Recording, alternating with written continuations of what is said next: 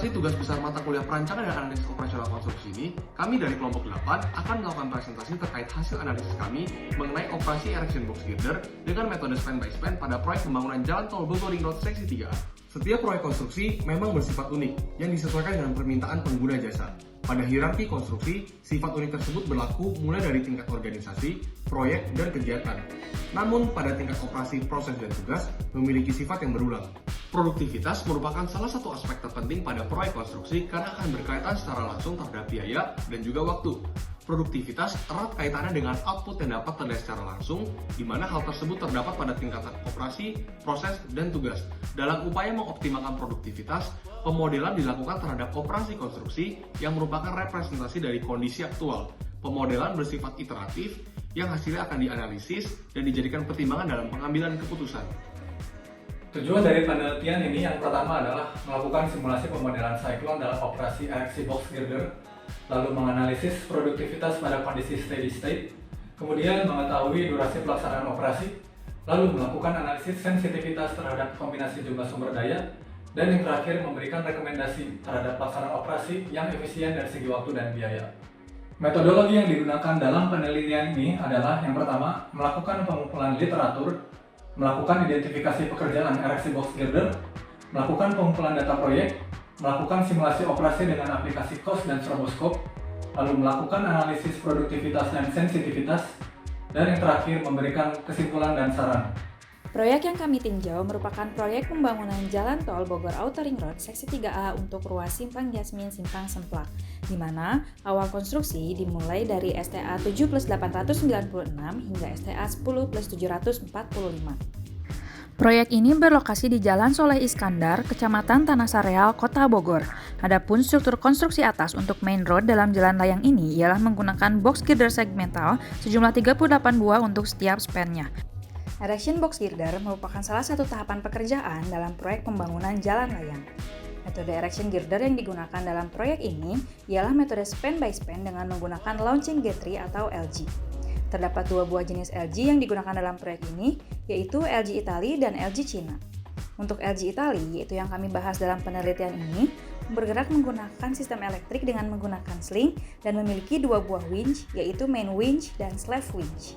Dalam tahapan ini, box girder segmental yang telah tersedia dipasang spreader beam, kemudian diangkat menggunakan winch dan digantung pada launching gantry.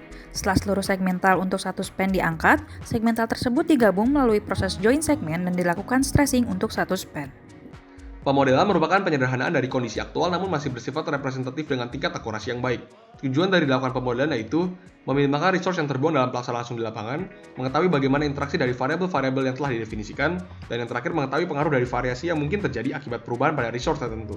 Dalam memodelkan operasi konstruksi, teknik yang umumnya digunakan dikenal dengan istilah Cyclic Operation Network atau cyclone. Pemodelan cyclone dilakukan dengan menggunakan 6 elemen yaitu normal activity, combination activity, Q-node, consolidated function node, counter, dan arc. Tahapan dalam pemodelan cyclone yaitu identifikasi work task dan durasi dari setiap work task. Suatu operasi konstruksi terdiri dari kumpulan work task yang sistematis. Identifikasi work task didasarkan pada pertimbangan sebagai berikut. Tidak terlalu tergabung karena membuat variasi yang tinggi, tidak terlalu detail karena membuat pemodelan menjadi terlalu kompleks dan membutuhkan waktu yang lama, serta identifikasi hanya dilakukan terhadap work task yang utama yang berkontribusi secara signifikan pada proses value added dari operasi yang ditinjau. Hasilnya sebagai berikut. Dalam pemodelan durasi digunakan durasi deterministik atau konstan dan durasi stokastik atau acak, menggunakan distribusi triangular dengan melakukan input terhadap waktu paling cepat, paling mungkin, dan paling lama. Langkah kedua adalah identifikasi resource. Resource dianalogikan sebagai flow unit yang bergerak dari satu work task ke work task selanjutnya. Tahapan ini bertujuan untuk meningkatkan akurasi dari model dengan mendefinisikan resource yang memiliki hubungan dengan work task yang telah didefinisikan. Hasilnya adalah sebagai berikut.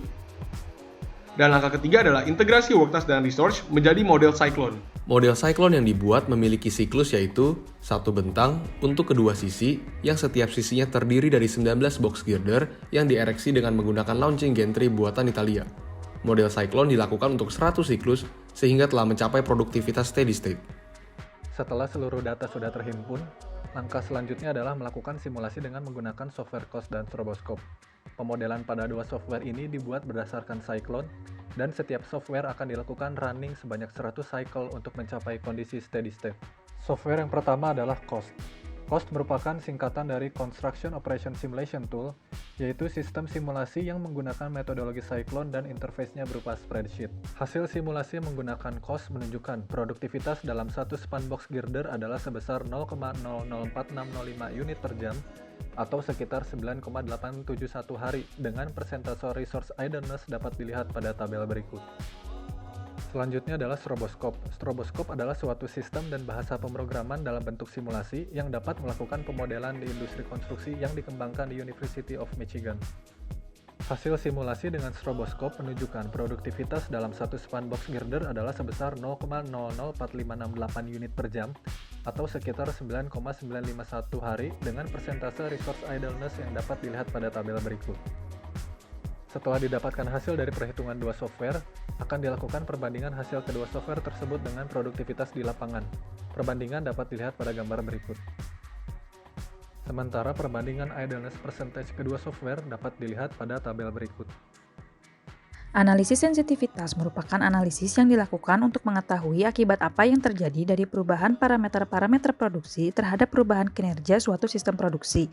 Tujuannya yaitu untuk mengetahui kombinasi resource yang paling optimum. Dalam penelitian ini, analisis sensitivitas dilakukan dengan bantuan perangkat lunak COST. Analisis sensitivitas dilakukan terhadap resource yang dapat dikendalikan, yaitu para pekerja yang terdiri atas beberapa tim. Terdapat dua buah pertimbangan yang dilakukan dalam melakukan analisis sensitivitas ini. Yang pertama, yaitu research dengan idleness yang tinggi.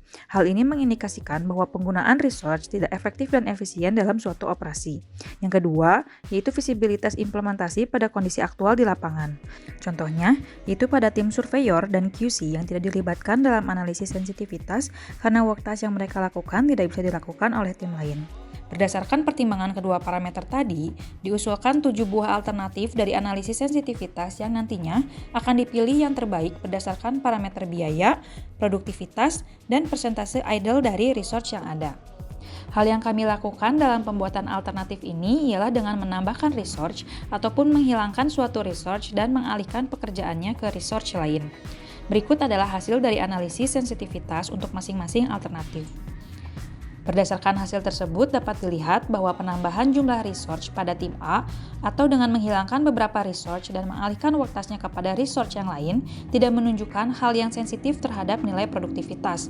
Hal tersebut dikarenakan jumlah resource yang ada sudah dapat mengakomodasi operasi dengan cukup optimum.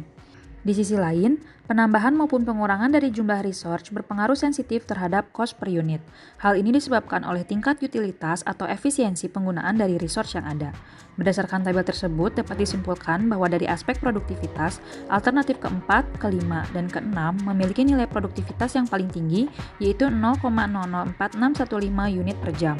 Jika meninjau aspek biaya yang paling rendah, ialah alternatif ketiga yaitu sebesar Rp12.938.094 per unitnya.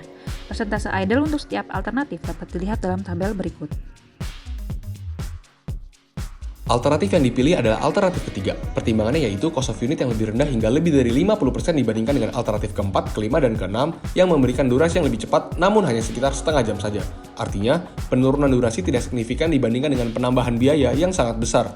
Ditinjau dari persentase idleness, alternatif ketiga memiliki kombinasi nilai idleness yang relatif lebih rendah dibandingkan dengan alternatif yang lain, yang mengindikasikan tingkat penggunaan resource yang sudah cukup efisien.